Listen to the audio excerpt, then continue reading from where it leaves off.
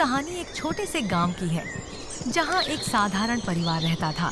परिवार में दादी दादा माता पिता और उनका इकलौता बेटा राघव था। राघव की शादी हाल ही में एक प्यारी और हंसमुख लड़की पूजा से हुई थी। पूजा का आना घर में खुशियों की बहार ले आया था। हर कोई खुश था, लेकिन एक दिन ऐसा हुआ कि पूजा की एक छोटी सी आदत ने घर का माहौल ही बदल दिया। और वह आदत थी पाद मारने की। वह शुरू में बहुत शर्माती थी, लेकिन जैसे जैसे समय बीतता गया, पूजा ने पाया कि यह तो उसके शरीर का एक हिस्सा बन चुका है। और फिर क्या था, उसका यह राज घर के सभी लोगों के सामने धीरे धीरे खुलने लगा। शुरुआत में पूजा ने अपने पाद को दबाने की कोशिश की। वह चाहती थी कि घर में कोई उसे देखे या सुने तो उसे शर्मिंदगी महसूस हो।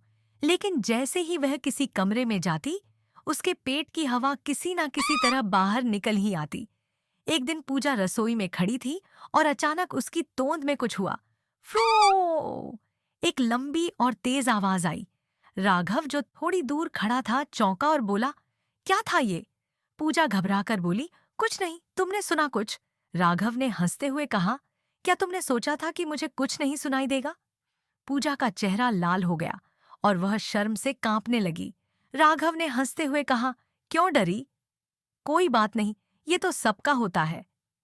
अगले दिन पूजा को फिर से इसी तरह की स्थिति का सामना करना पड़ा। वह घर की बाकी महिलाओं के साथ बागबानी कर रही थी। तभी एक और पाद बाहर निकला। इस बार राघव की माँ यानी पूजा की सास भी पास ही खड़ी थीं। सास ने मुस्कुराते हुए कहा, कुछ तो गड़बड़ है। या तो तुमने कोई संगीत बजाने की योजना बनाई है, या फिर ये किसी दूसरी वजह से हो रहा है। पूजा झेंपते हुए बोली, माँ, ऐसा कुछ नहीं है, बस थोड़ा सा गैस हो गया। सास ने प्यार से कहा, बिल्कुल बेटा, गैस तो होता है, पर हमें इसे एक कला की तरह स्वीकार करना चाहिए। इसके बाद से घर में यह आदत एक मजेदार घटना बन गई। पूजा के फाड़ घर के हर सदस्य के लिए हंसी का कारण बन चुके थे। हर कोई उसकी पाद मजाक उड़ाने लगा, लेकिन एक प्यार भरे तरीके से। घर में हर जगह पूजा के पार्ट्स की बातें होती और लोग हंसते रहते थे। फिर एक दिन पूजा की सास ने सोचा कि क्यों न इस फार को पाद एक क्यूट इवेंट बना दिया जाए। तो उन्होंने एक छोटा सा पारिवारिक कार्यक्रम आयोजित किया और सभी को इन्फॉर्म किया कि आज की शाम पूजा की पाद शो की होगी।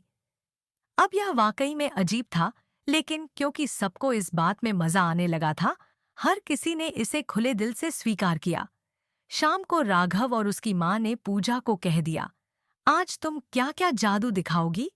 पूजा शर्माते हुए बोली, मैं क्या दिखा सकती हूँ, कुछ नहीं।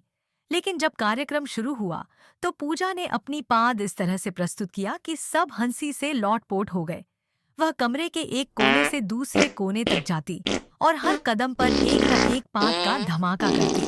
पहले तो लोग थोड़ा चौंके, लेकिन फिर हर एक फाड़ पर तालियां बजाने लगे। कुछ तो हंसते हंसते पस्त हो गए। राघव की दादी ने तो मजाक करते हुए कहा, वाह, हमारी बहू तो सच में घर की रॉक स्टार निकली। सब लोग हंसी से लोटपोट हो गए। राघव और उसकी माँ ने हंसते हुए कहा, हमारी बहू तो सच में अद्भुत है। अंत में पूजा ने यह सीखा कि हर किसी की अपनी खासियत होती है, और अगर हम उसे हल्के फुल्के ढंग से लें, तो जिंदगी बहुत ही मजेदार हो सकती है।